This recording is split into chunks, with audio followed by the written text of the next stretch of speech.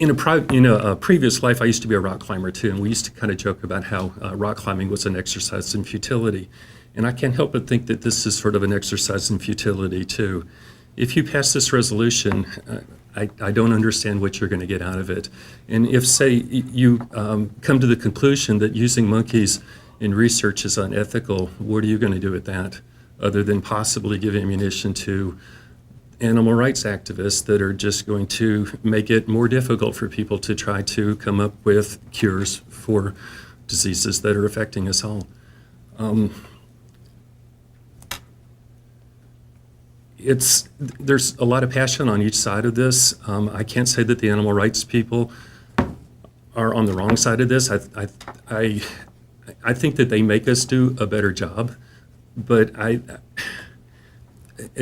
think this is going to be an exercise in futility. I mean, what are you going to prove if you go and you look at these animals? But the 9,000 primates and the thousands of other animals used in research and testing labs in Madison and Dane County gets no oversight. No one is looking out for their welfare. This is happening right here in Dane County. It's not in China, it's not in Vietnam, it's not in the Gulf. It's right here with your constituents. This vote should not be difficult. It should not be painful. It should not generate any pain for you. All you have to do is say yes. And a lot will come from this study. Right now, the animals at the university only get oversight from the researchers on the Animal Use and Care Committee. In essence, the fox watching the hen house. Hello, my name is Chris Klopp. I've lived in this community for most of my life and attended the university here. The university has been experimenting on monkeys for many decades, and it's believed that they use more monkeys than anywhere else in the world. So if there's anywhere to look at this question, it's here. I attended the meeting of the All-Campus Animal Care and Use Committee when they were supposed to address the question of whether experimentation on animals is ethical. The committee, whose members earn their salaries from this research, determined it is ethical, without any real discussion or input. Any intelligent person could see that this was a complete whitewashing by the university to avoid a real discussion of the issues. My education is in chemistry, and I am a scientist at heart. Still, I've never believed that we needed to compromise who we are as human beings in order to pursue science. We are quite innovative when we want to be.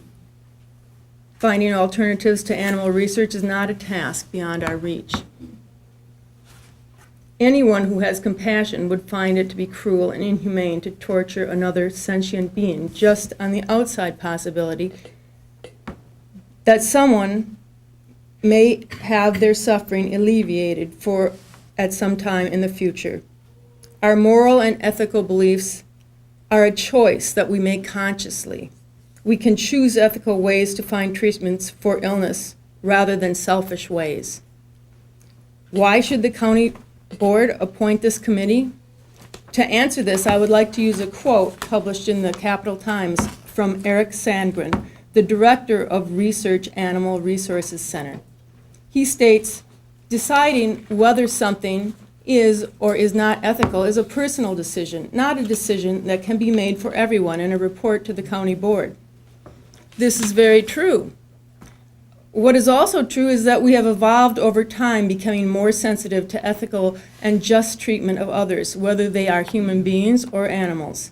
We have relied on our government agencies and open public debate to move us forward as a society in the area of ethical treatment of others. Indeed, many of our laws address these beliefs. This is not an issue of personally held ethics. It is a question of whether a publicly funded university is pursuing ethical procedures. Our county board has acted on questions that they do not have direct authority over in the past. A good example is in the Vietnam War.